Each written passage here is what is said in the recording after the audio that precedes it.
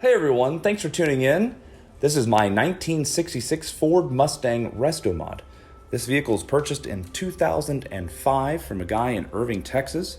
It had rats living in it. It was wasting away under a tarp. So I purchased it from him for $1,200. Over the course of the next 3 years, my dad and I restored this vehicle.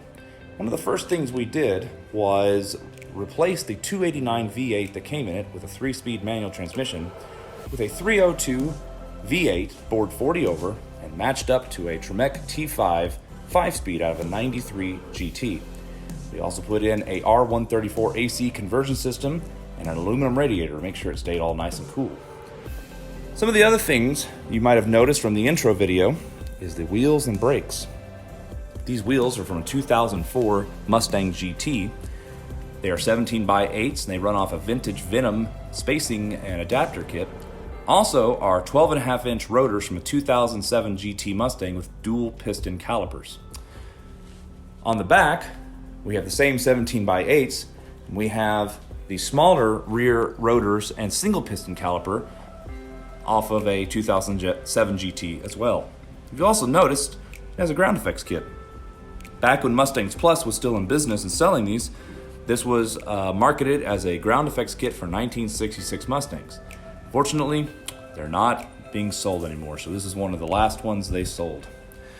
Today, I want to kind of go over what we are going to be working on. When I first got this car and first restored it, I was a single bachelor in college, and so I didn't have a back seat. It was trashed from the rats, and we tossed it out. Front seats weren't doing too much better as well. So out of a junkyard came these Saturn SC2 leather seats, which were just amazing seats. They really were. Unfortunately, I had to replace the standard Mustang 15-inch wheel with a much smaller one, which makes turning this car's wheels at a dead stop hard because there's no power steering. And unfortunately, over the past 10, 15 years, wear and tear has kind of taken their toll on these cars, or on these seats. So today, I want to show you what we're going to be installing. Just the other day, I went on Facebook Marketplace, since Craigslist is dead, I found these leather seats of a 2012 base model GT Mustang. In fact, these were not originally leather, but a Ford dealership who sold the seats to the original owner that I bought them from recovered them in catskin leather and suede inserts. So we're going to be putting these in today, fixing that front seat issue. The other thing we're going to be doing is, notice I have no back seat. Being a bachelor at the time, I didn't really care too much about having backseat passengers. However, 3 kids later and getting married, not having a back seat is being troublesome. You have to leave 2 kids behind and they think they're less favorite. So I have a reupholstered 1966 Ford Mustang seat. It's original. It's just been reupholstered and made look really nice. So we're gonna be installing this stuff today. Just wanted to give you a nice little overview. And we're going to be fixing a lot of things on this car over the next couple of weeks. So stay tuned.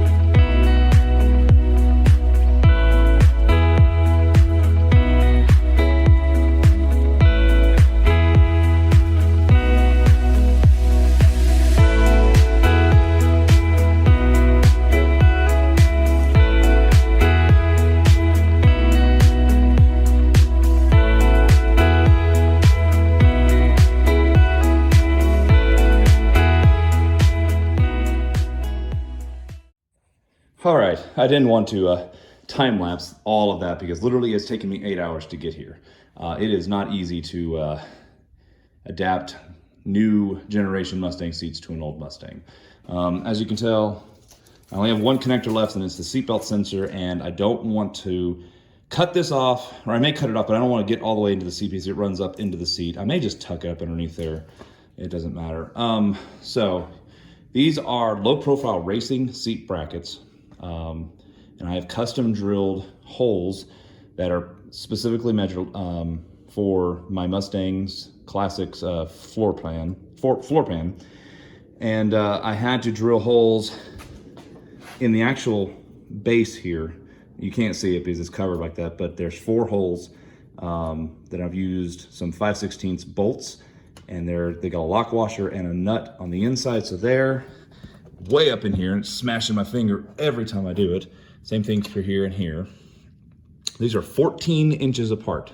That's your measurement, not these, sorry, the bolts that go into the seat, 14 inches apart, because the seat track, original seat track from 1966 was 14 inches apart. I believe these are 11 inches apart, and these are using 5/16 1.5 inch bolts. Word of caution, don't cut this. This is the seatbelt sensor, and I cut it a hair too high. And actually, probably if you cut it anywhere, it's filled with clear oil-like substance, and it's determined the pressure to see if someone's occupying the seat, and I had to squeeze it all out. I mean, there must have been half a quart in this little pouch right here, and it's still leaking a little bit, and it's just this gunk. So that's where we're at right now. So I've got all 4 bolts ready to go in the car. I've already test fit it. It did fit perfectly, but I've got to cut new holes into my carpet to allow these new bolts to go through because the old bolts from the Saturn didn't line up. So I wanted to explain all that I've done over the past 8 hours. This is a lot of custom fabrication, measuring, drilling, bolting. So not easy, but it'll be well worth it when we're done because I can already tell from the test fit, it's lower by 1 inch, and I can get about 2 inches further back into the car, which puts me further away from the steering wheel. Speaking of which, I went ahead and installed my 15-inch stock wheel. This is just a crummy old horn ring I had in the attic. I got a brand new one I'm going to be putting in. But yeah, I put it back in because I wanted to see where I would sit in these seats. In fact, right now, I don't even know why I put in the Grant steering wheel because it's not that bad with the 15-inch. The good news is, once I get the new seat in here, I'll actually have another inch between my legs and the steering wheel. So I put it back in, and I really like having that 15-inch now. But so I'll go ahead and put that back in. Passenger seat's missing, and we're about to cut some holes in the floor, and then we're gonna go from there.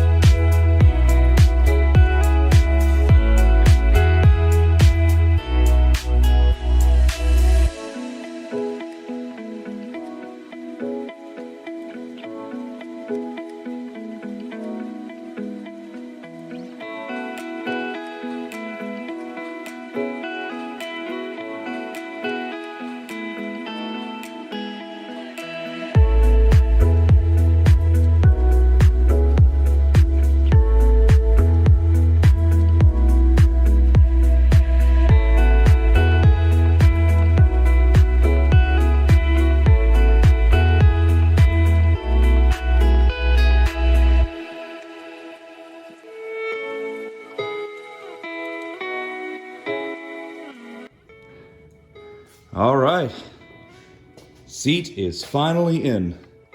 It goes forward, moves backwards, it reclines, everything is perfect.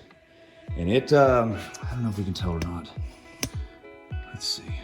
Yeah, you can see, it's a bit lower. I'd say a good 1 to 2 inches lower. And, well, it's about even with the other one. Maybe a little bit forward, but It's lower and it's much more comfortable, and it's a Mustang seat. But this took entirely way too long. It took over 8 hours to fabricate the track and get everything lined up. But at least I can say just repeat on the driver's side. I got all my measurements and everything, so it'll be a lot easier in the morning. But for now, I'm heading to bed. Catch you in the morning.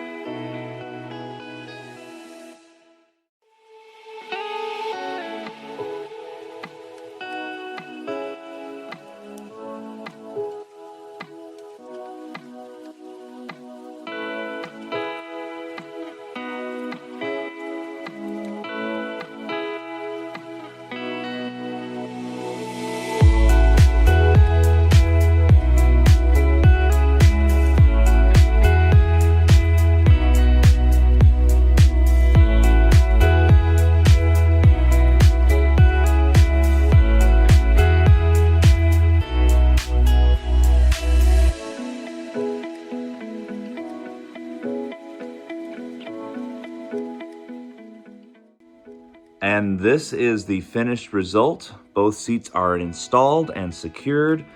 Everything locked down perfectly. A little bit of bolster wear. I knew that was there when I bought them.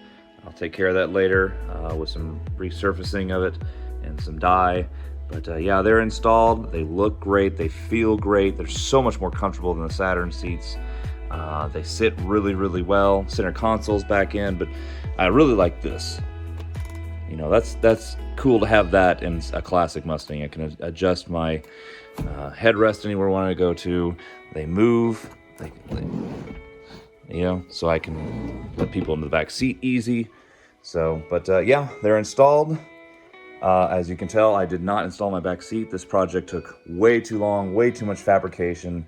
It was totally worth it, but I'm gonna leave the back seat out for now. I'm gonna deal with that later, because I want to jump on doing mechanical stuff, engine-based stuff. So I'm going to take a couple days break, and then I'll come back to y'all, and we're going to get busy in the engine bay. So until next time.